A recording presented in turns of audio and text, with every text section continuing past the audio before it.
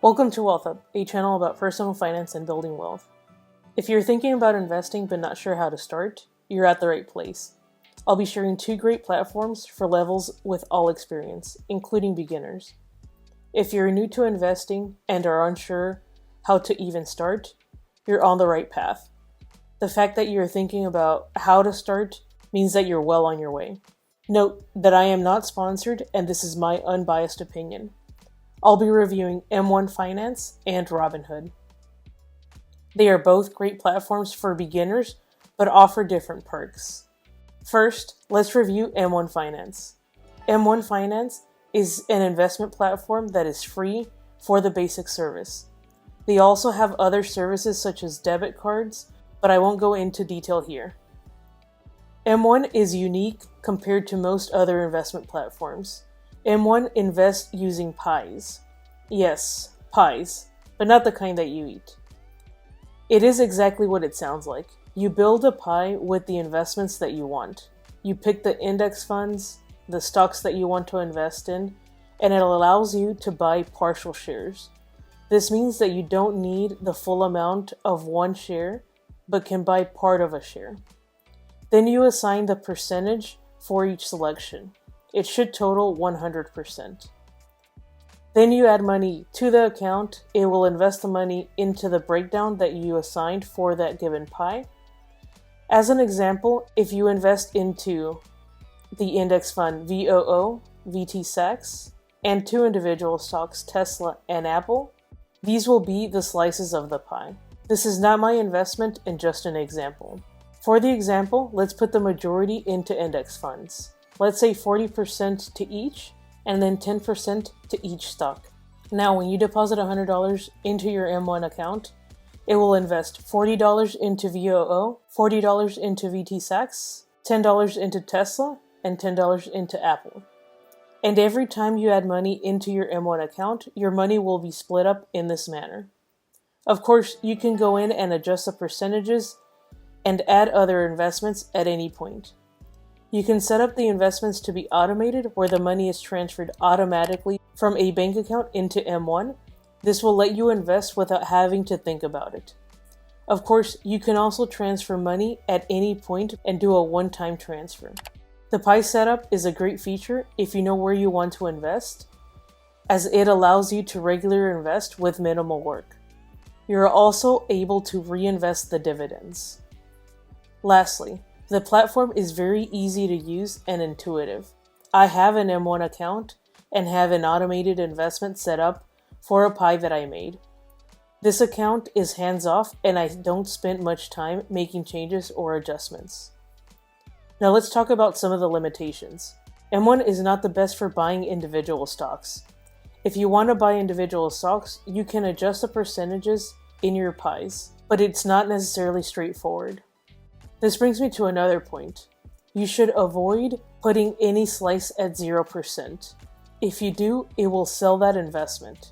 It's not that it will stop the investment, but rather it will sell it off to ensure it is 0%. Another consideration, the free account buys at 8:30 a.m. the day the money gets into the account. They will purchase into your pie. You do not have any control on what time, and you can't set a purchasing price. Overall, M1 is a great platform for long-term, hands-off investing. Let's move on to Robinhood.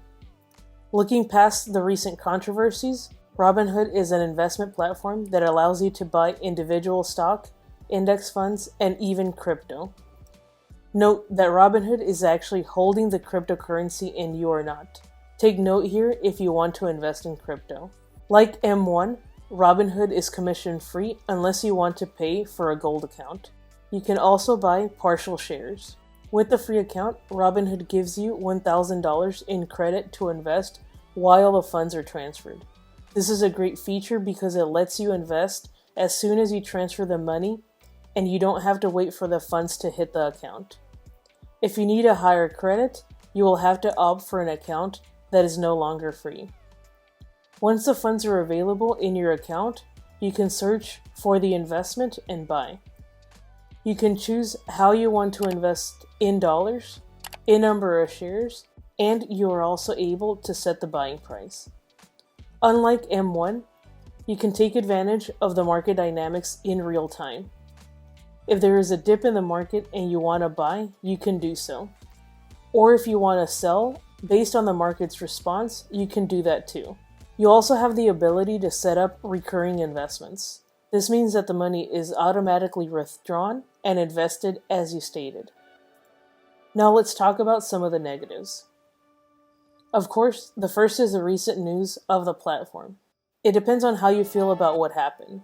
I won't go into detail here. If you are investing more than $1,000, you don't have access to all the funds until the transfer is complete. Unless you are automating the recurring investments, it will be more hands-on. You will find yourself on the app buying investments more often. I also have a Robinhood account, and it is also very intuitive and easy to use. However, I do end up on the app regularly throughout the day.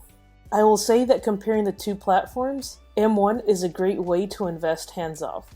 I don't find myself going in and making any regular adjustments. I just go in to see how my investments are doing every month or so. In contrast, I am on Robinhood constantly, especially given the recent volatility in the market. Like I stated in the beginning of the video, I am not sponsored by either platforms, but have both accounts.